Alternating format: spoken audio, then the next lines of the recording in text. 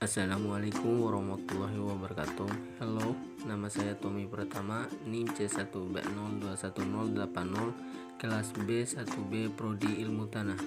Kali ini saya akan membahas suatu materi, yaitu sumber historis Pancasila sebagai ideologi negara. Dan pada materi ini saya akan membahas 3 poin. Yang pertama, pengertian ideologi. Yang kedua, pengertian Pancasila sebagai ideologi negara. Dan yang ketiga, sumber historis Pancasila sebagai ideologi negara. Yang pertama, pengertian ideologi. Ideologi merupakan prinsip dasar yang menjadi acuan negara yang bersumber dari nilai dasar yang berkembang dalam suatu bangsa.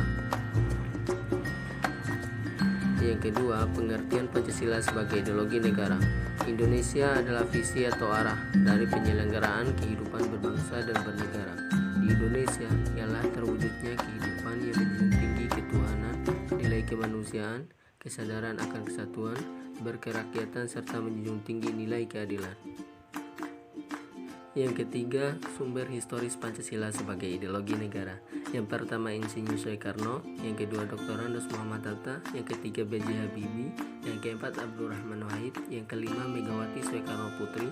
Dan yang keenam, Susilo Bambang Yudhoyono.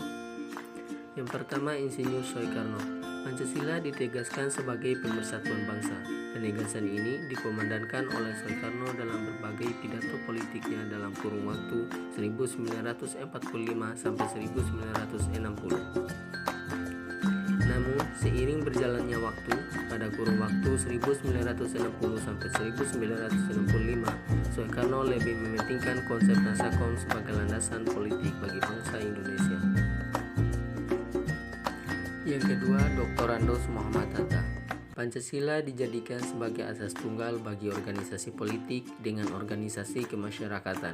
Periode ini diawali dengan keluarnya TAP MPR nomor 2 atau 1978 tentang pemasyarakatan nilai-nilai Pancasila.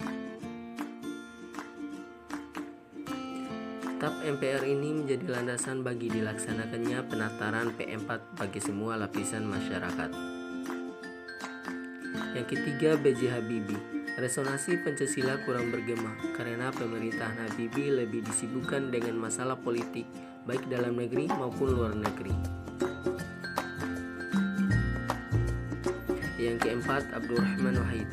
Pada masa pemerintahan Presiden Abdurrahman Wahid, yang lahir dominan adalah kebebasan berpendapat, sehingga perhatian terhadap ideologi Pancasila cenderung melawan. Yang kelima, Megawati Soekarno Putri. Pancasila sebagai ideologi semakin kehilangan formalitasnya dengan disahkan Undang-Undang Sisdiknas nomor 20 tahun 2003 yang tidak mencantumkan pendidikan Pancasila sebagai mata pelajaran wajib di tingkat sekolah dasar maupun perguruan tinggi.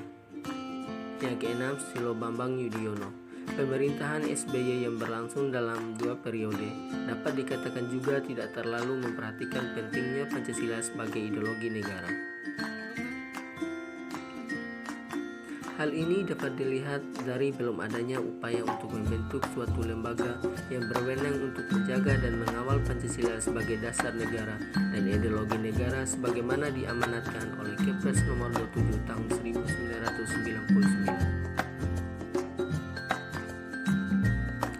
Mendekati akhir masa jabatannya, Presiden SBY menandatangani Undang-Undang RI nomor 12 tahun 2012 tentang pendidikan tinggi yang mencantumkan mata kuliah Pancasila sebagai mata kuliah wajib pada pasal 35 ayat 3. Terima kasih. Sekian. Assalamualaikum warahmatullahi wabarakatuh.